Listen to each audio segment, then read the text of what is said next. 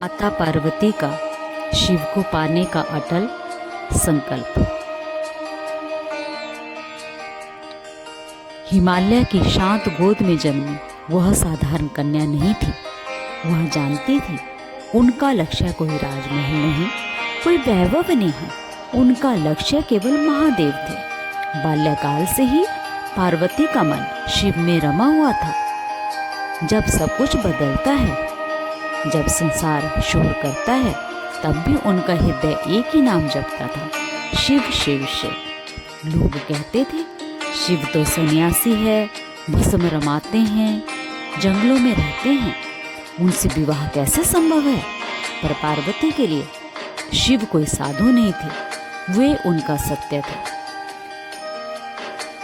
एक दिन पार्वती ने अपने मन में निश्चय किया, यदि शिव मेरे हैं तो उन्हें पाने के लिए मुझे स्वयं को तप में ढालना होगा। यह कोई हठ नहीं था, यह केवल प्रेम का संकल्प था। उन्होंने हिमालय के निर्जन वन को चुना, जहाँ न कोई सुविधा थी, न कोई सहारा, केवल प्रकृति और परमात्मा। पहले पार्वती ने सामान्य जीवन त्यागा, फिर स्वाद, फिर सुख, फिर स्वयं का शरीर भी। फल फूल से जीवन चला, फिर केवल पत्ते, फिर केवल जल, पर मन कभी नहीं डगमगाया। शरीर थकता था, पर आत्मा और मजबूत होती जाती थी। जब तप और कठोर हो गया, तब पार्वती ने सबसे कठिन व्रत लिया। वो व्रत था मौन का व्रत। उन्होंने स्वयं से कहा, अब शब्द नहीं बोलेंगे, अब केवल साधना बोलेगी। मौन में उन्होंने अपनी इच्छाएं जला दी, अपना अहंकार मिटा दिया। अब ना कोई शिकायत थी, ना कोई मांग, केवल समर्पण। कभी बर्फीली हवाएं आई, कभी भयावह रातें आई, कभी अकेलापन।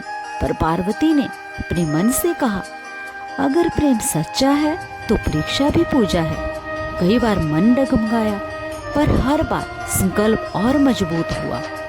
पार्वती को न यह तो चिंता थी कि शिव मिलेंगे या नहीं, उन्हें केवल यह विश्वास था, मैंने प्रेम में कोई कमी नहीं छोड़ी है। उनका संकल्प था, यदि शिव मुझे स्वीकार करें तो यह उनका आशीर्वाद होगा, और यदि ना करें तो भी मेरा प्रेम पूर्ण है। जब प्रेम में स्वार्थ नहीं रहता तो भगवान स्वयं चल कर आते हैं। माता पार्वती का यही संकल्प भगवान शिव तक पहुंचा। शब्दों के बिना, आवाज के बिना, मौन की भाषा में, और शिव समझ गए, यह साधना नहीं, यह प्रेम है। साथियों, इस कथा का भाव यही है, सच्चा संकल्प परिणाम की चिंता नहीं करता, यह केवल प्रेम निभाता है।